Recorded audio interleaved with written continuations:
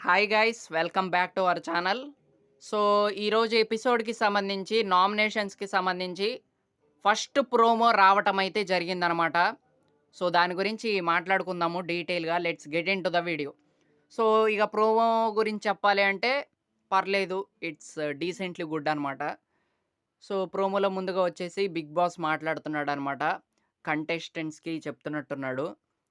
ఏమనంటే, "మీ యొక్క ఫోటో ఉన్న బొమ్మల్ని తీసుకొని మీలో ఎవరైతే ముందుగా ఆ సేఫ్ జోన్‌లోకి పరిగెడతారో, వాళ్ళు నామినేషన్స్‌లో ఉండకపోవటానికి ఎక్కువ అవకాశాలున్నాయి" అన్నట్టు చెప్తున్నారనమాట.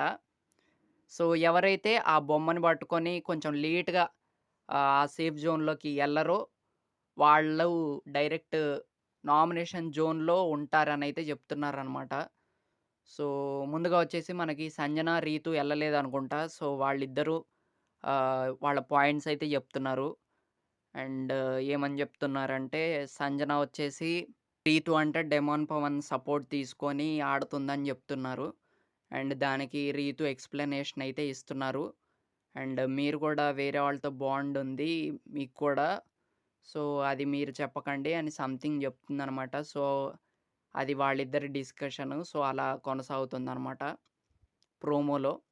ఇక తర్వాతొచ్చేసి మనకి తనూజ ఉన్నట్టుంది.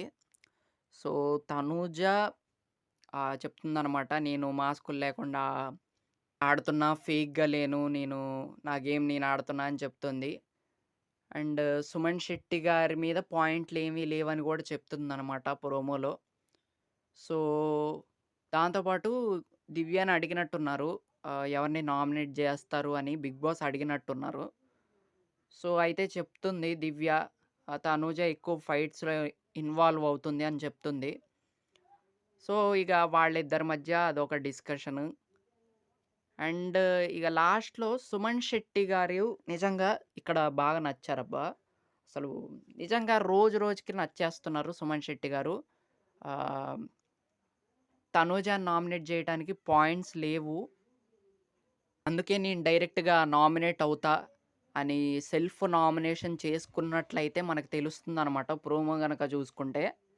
సో, ఇక్కడ నిజంగా ఒక మెట్టెక్కేసారు సుమనన్న మాత్రం. సో, అది ఇగ చూద్దాం మరి ఇవాళ ఎపిసోడ్ ఎలా ఉంటుందో.